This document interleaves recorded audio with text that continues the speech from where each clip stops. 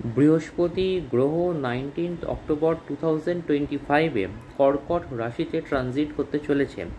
আর এই কর্কট রাশিতে বৃহস্পতি গ্রহ যখন 0 থেকে 5 ডিগ্রির মধ্যে ট্রানজিট করে তাকে বলা হয় যে প্লেস অফ এক্সল্টেশন বা বৃহস্পতি তুঙ্গ ক্ষেত্র। কারোর ন্যাটাল চার্টে যদি বৃহস্পতি গ্রহ শুভভাবে থাকে, সে ফর এক্সাম্পল বৃহস্পতি গ্রহ যদি স্বক্ষেত্রস্থ হয় বা মিত্র ক্ষেত্রে যদি থাকে, মূল ত্রিকোণে থাকে বা তুঙ্গ ক্ষেত্রে যদি থাকে, তাহলে তার জীবনে কিন্তু ওভারঅল সুখ, শান্তি, সমৃদ্ধি কিন্তু ডেফিনেটলি ফিরে আসবে। শুধু তাই নয়, তার কিন্তু রাষ্ট্রীয় সম্মান লাভ হয়।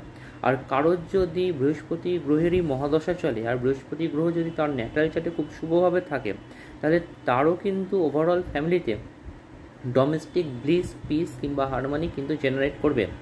সে ফর এক্সাম্পল কারোর যদি তুলা লগ্ন হয় আর তার লগ্নের সাপেক্ষে বৃহস্পতি গ্রহ যদি কর্কট রাশিতে 0 থেকে 5 ডিগ্রির মধ্যে থাকে, তাহলে দেখা যাবে যে আফটার 19 অক্টোবর 2025 অনওয়ার্ডস তার কর্মজীবনে কিন্তু প্রভূত উন্নতি হবে।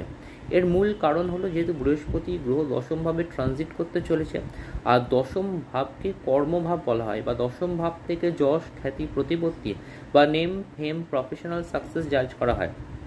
তাই যেহেতু দশমভাবে ট্রানজিট করতে চলেছে আর কৃষ্ণমূর্তি পদ্ধতি অনুসারে সেই বৃহস্পতি গ্রহ যদি 6-11কে রিপ্রেজেন্ট করে, তাহলে তার কর্মে কিন্তু প্রভূত উন্নতি হবে।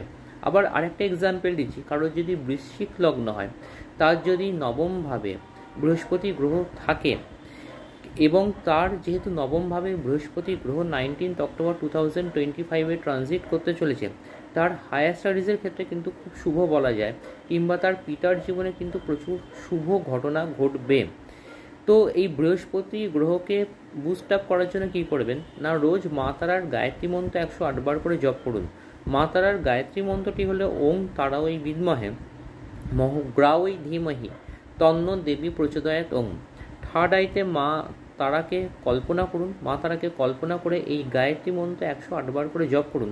তাহলে দেখুন বৃহস্পতি গ্রহের নেগেটিভ প্রভাব তো পুরোপুরি কেটে যাবে এবং আপনাদের ফ্যামিলিতে সুখ, শান্তি, সমৃদ্ধি কিন্তু ডেফিনেটলি ফেরত চলে আসবে।